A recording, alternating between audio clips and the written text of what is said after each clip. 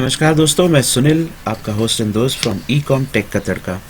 और मैं आपको आज बताने वाला हूँ, सिखाने वाला हूँ इनफैक्ट, कि आप प्रॉफिट कैलकुलेटर कैसे बनाएंगे एक्सेल में फॉर योर ऑनलाइन बिजनेस। ये प्रॉफिट कैलकुलेटर आपको हर एक मार्केट प्लेस के लिए, या फिर आप कोई भी प्रोडक्ट बेच रहे हैं ऑनलाइन, उसका प्रॉफिट कैलकुलेट करने के लिए काम में आएगा। ठीक है, तो उसी के बारे में आपको मैं ये बताने वाला हूँ। तो चलिए हम शुरुआत करते हैं इसके। ठीक है, तो बेसिकली आप पहले तो एक एक्सेल शीट ओपन कर लीजिए, ब्लैंक, जहाँ पे कुछ भी लिखा हुआ ना हो, और मैं जैसे आपको बताता हूँ वैसे आप इंस्ट्रक्शंस वहाँ पे ऐड करते जाइए। मैं आपको इसलिए ये डायरेक्टली सिखा रहा हूँ क्योंकि ये करने से आपको भी थोड़ा आइडिया आएगा इन फ्यूचर कि अगर यहाँ वहाँ कोई भी छोटे मोटे चेंजेस करने हो तो आपको भी पता चलेगा कि वो कैसे करना है। मैं चाहूँ तो ये एक्सेल फाइल आपको डायरेक्टली भेज सकता हूँ आपके रिक्वेस्ट के बेसिस पे, लेकिन उससे होगा क्या कि आपको अगर कोई छोटी मोटी चेंजेस करनी होगी तो फिर आपको बार बार मुझे मैसेज करना होगा। ठीक है, तो वो ना करना पड़े आपको, इसलिए मैं ये आपको बताने की कोशिश कर रहा हूँ। ठीक है, तो पहले हम एक्सेल शीट ओपन कर लेंगे और जो जो कंपोनेंट्स हैं वो कंपोनेंट्स हम पहले यहाँ पे ऐड कर लेंगे, मतलब प्रोडक्ट के, एक्सपेंसेस के, और जितने भी कंपोनेंट्स हैं वो सारे कंपोनेंट्स अब यहाँ पे ऐड करेंगे। ठीक है, तो पहले तो जो है वो आएगा प्रोडक्ट नेम। ठीक है, तो प्रोडक्ट नेम जो है वो पहला आएगा। ठीक है, अब आ जाएगा उसका प्रोडक्ट का परचेज प्राइस। ठीक है, फिर आएगा नेट परचेज प्राइस। देखिए दोस्तों, परचेज प्राइस और नेट परचेज प्राइस में डिफरेंस ये है कि परचेज प्राइस अगर आपकी लेट्स से कि 100 रुपीज़ है, ठीक है, और आपके वहाँ पे टैक्स जो है वो टैक्स है 5%, तो इसका जो नेट परचेज प्राइस है वो हो जाएगी 100 इंटू 95.23 इसकी नेट परचेज है। ठीक है, मतलब जब भी आपको बिल मिलेगा प्रोडक्ट का तो 95.23 प्लस 5% का tax which will be equal to 100 rupees, वैसे मिलेगा आपको इसका बिल। ठीक है, तो आपको हमेशा नेट परचेज के बेसिस पे कैलकुलेशन करना है, ना कि परचेज प्राइस पे, क्योंकि अगर आप नेट परचेज पे अगर कर रहे हैं, अगर आप परचेज प्राइस पे जाएंगे और सेल भी आप सेलिंग प्राइस पे कैलकुलेट करेंगे तो आपको टैक्स का जो डिफरेंस आ रहा है, वो टैक्स का डिफरेंस कितना आ रहा है वो भी देखना पड़ेगा, वरना उतना जो है आपको वो लॉस में चला जाएगा। वो ना हो इसलिए मैं आपको ये समझा रहा हूँ। ठीक है, तो लेट्स से कि यहाँ पे आपको फॉर्मूला डाल देना है, ठीक है, पर टैक्स का, तो आप क्या करिए, यहाँ पे एक कॉलम ऐड कर लीजिए। ठीक है, तो यहाँ पे लिख लीजिए टैक्स परसेंटेज, क्योंकि यहाँ पे बहुत बार ऐसा होता है कि 15% भी टैक्स होता है, 12% भी होता है, 10% भी होता है। तो मैं यहाँ पे क्या है कि टैक्स की जो अमाउंट है यहाँ पे मैं लिखूँगा 5। ठीक है, तो लेट्स से अगर 5% है तो मैं उसको 105 कर दूंगा, to be on a clear side, मतलब आपको इजीली ये फार्मूला काम करे उसके लिए मैं बता रहा हूँ। तो यहाँ पे रॉ 1 और रॉ 2, अगर आपके वहाँ पे 3-4 टैक्स है अलग अलग, तो आप 3-4 भी कर सकते हैं। ठीक है, तो लेट्स से यहाँ पे जो प्रोडक्ट है इसका 5% है तो मैंने 105 लिया। ठीक है, यहाँ पे 15% है तो मैं 115 लूँगा। ठीक है, हम दोनों का देखते हैं। अब ये जो फॉर्मूला है into 100 divided by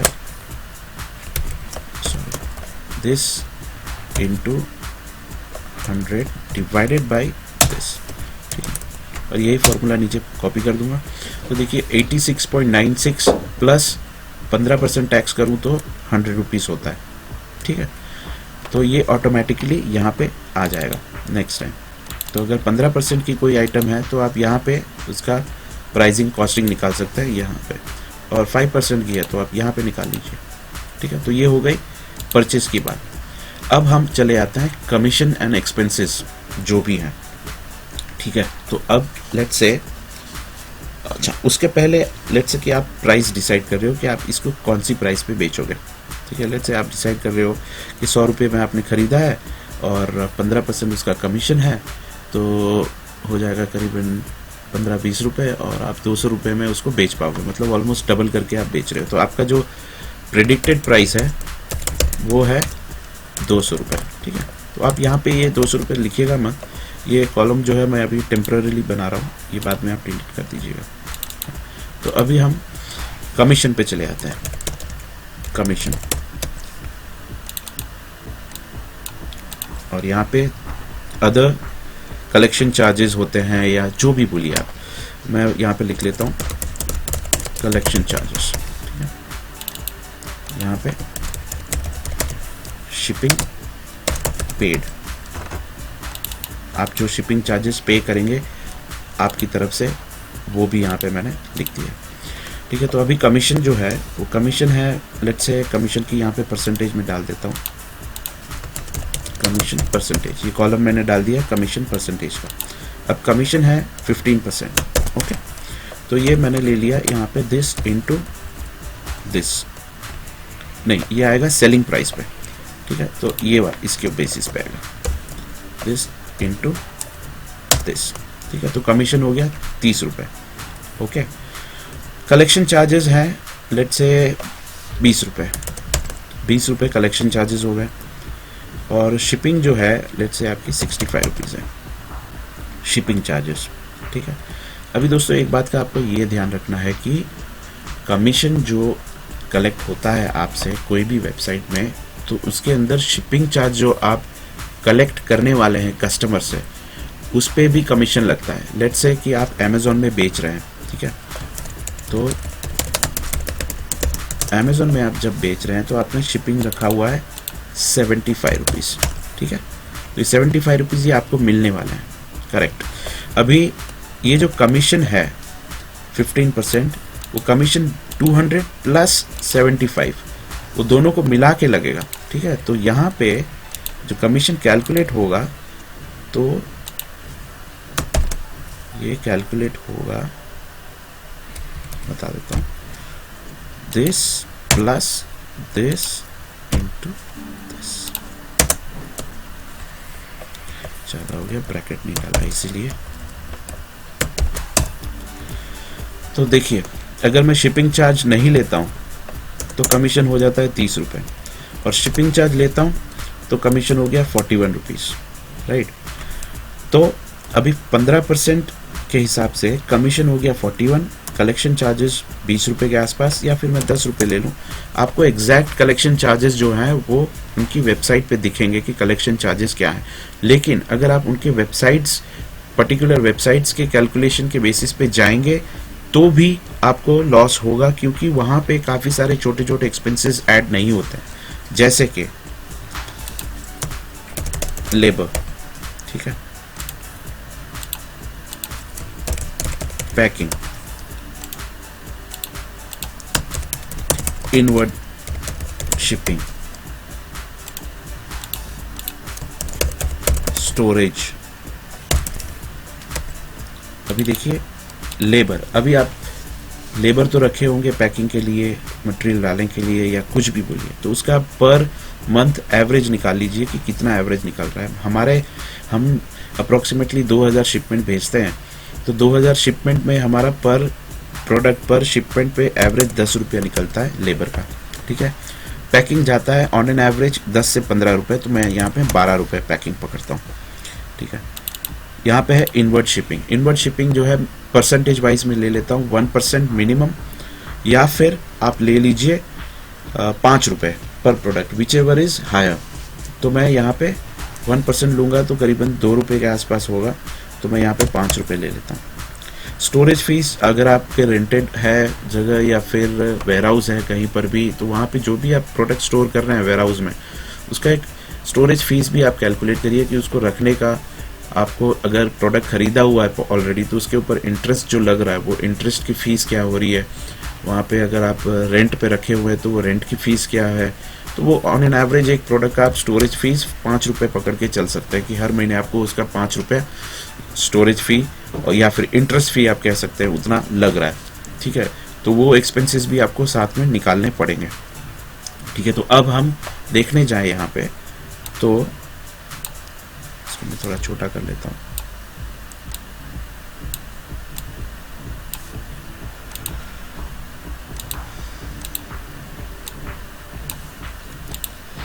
तो ये जो है कमीशन, और ये एक्सपेंसेस हैं, ये आप शिपिंग कलेक्ट कर रहे हैं वो है कस्टमर से, ठीक है। तो अभी हम अल्टीमेटली देखना चाहते हैं कि सेलिंग प्राइस हमारा क्या होगा, ठीक है। तो ये आपने 200 रुपये प्रेडिक्टेड सेलिंग प्राइस रखी हुई है, ठीक है। तो अब नेट सेलिंग प्राइस क्या होगी, नेट सेलिंग प्राइस। अब नेट सेलिंग प्राइस क्या होती है विदाउट टैक्स। अभी ये जो है दिस इंटू 100 डिवाइडेड बाय जो टैक्स रेट है वो, ठीक है। तो ये 190 रुपीज़ जो है वो आपकी नेट सेलिंग प्राइस हो गई विदाउट टैक्स, ठीक है। तो आप हमेशा विदाउट टैक्स ही कैलकुलेट करिए, ठीक है, क्योंकि ये जो डिफरेंस आया 10 रुपये का वो टैक्स में चला जाएगा जो आपको नहीं मिलने वाला है। तो आप उसको प्रॉफिट में ऐड ही नहीं करिए, क्योंकि वो करेंगे तो आपका कैलकुलेशन फिर से ख़राब हो जाएगा। तो आपकी जो परचेज प्राइस आप कैलकुलेट करेंगे वो ये होगी, और जो सेलिंग प्राइस आप कैलकुलेट करेंगे वो ये होगी। भले ही आपने सेलिंग प्राइस ये दे रखी है नेट पे और परचेज आपके बिल पे ये दिखा रही है, लेकिन आप विदाउट टैक्स वाली ही प्राइस कैलकुलेट करेंगे। अगर आप प्रोडक्ट टैक्स फ्री बेच रहे हैं तो ये नेट परचेज का और नेट सेलिंग प्राइस का यहाँ मामला ख़त्म हो जाता है, ठीक है। तो अभी हम चले आते हैं ओवरऑल प्रॉफिट के बारे में। तो पहले हम जो एक्सपेंसेस हैं वो सारे एक्सपेंसेस हम ऐड कर लेते हैं। एक्सपेंसेस, तो एक्सपेंसेस में पहले देखिए क्या है, ये है प्लस कलेक्शन चार्जेस प्लस ये। अब तीन ये जो चार्ज एक्सपेंसेस है वो मैं अलग से ले रहा हूँ, ठीक है। Market place expenses.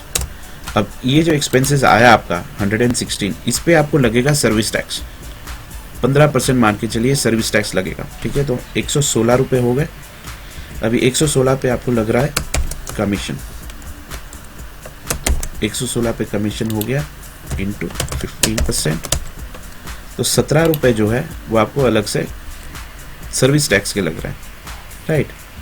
अब मैं इसको प्लस कर देता हूँ इसी के साथ, this plus this plus this, okay.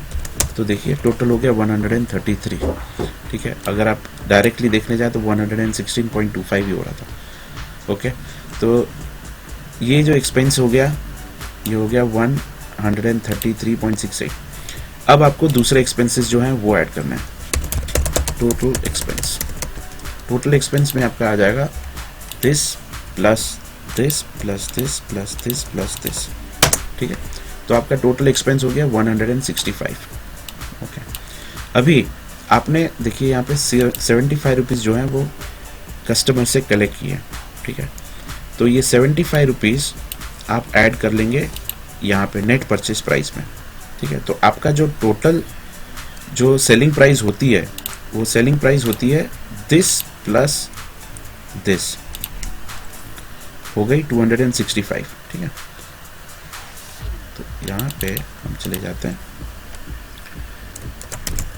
Selling price including shipping, ठीक है।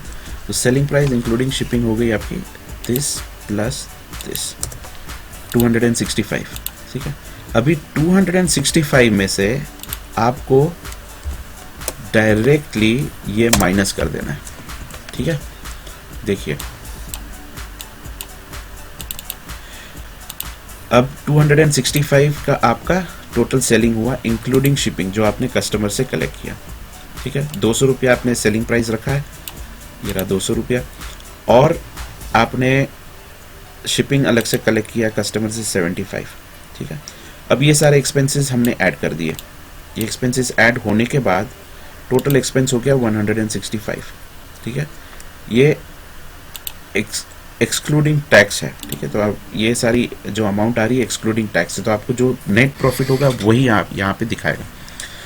अब देखिए 99 रुपीज़ में 99 रुपीज़ का आपका टोटल प्रॉफिट हुआ, ठीक है। अभी ये प्रोडक्ट आपको कितने में पड़ी वो आप देख लीजिए, ये आपको पड़ी 95.25 में, ठीक है। तो आपको ये प्रोडक्ट 95.25 में पड़ी और आपको ये प्रोडक्ट बेचने के बाद 99 रुपीज़ 0.78, मतलब ये हो गया this minus purchase price, net purchase price, तो प्रॉफिट हुआ आपको 4 रुपये और 55 पैसे का। तो अब आप सोच लीजिए कि ये प्रोडक्ट जब आप बेच रहे हैं ऑनलाइन, आप इतना मार्जिन रख के भी बेच रहे हैं, तो आपको फ़ायदा कितना हुआ? आपको फ़ायदा सिर्फ 4.5 रुपये का हुआ। मतलब आप इमेजिन कर सकते हैं कि इतने हाई प्राइस में भी आप अगर प्रोडक्ट बेच रहे हैं तो भी आपको प्रॉफिट नहीं हो रहा है ज़्यादा।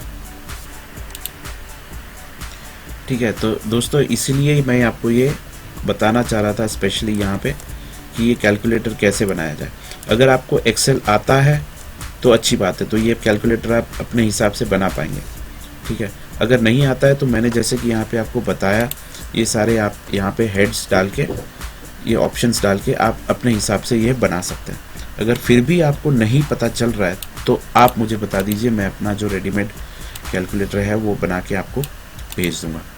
ठीक है दोस्तों, तो बस इतना ही बताना था आपको। और हाँ, माफ़ी चाहता हूँ अगर आपको ये ठीक से नहीं बना है। यहाँ पे इसको बनाने के लिए टाइम लगता है थोड़ा, और ये इतना इजीली नहीं बनता क्योंकि ये सारे फॉर्मेटिंग करने पड़ते हैं, फार्मूलाज भी डालने पड़ते हैं, आपको पता चले उस हिसाब से थोड़े इसके जो ये वर्ड्स यूज़ किए गए हैं वो भी थोड़े इजी वर्ड्स यूज़ करने पड़ते हैं, तो उसमें थोड़ा टाइम लग जाता है।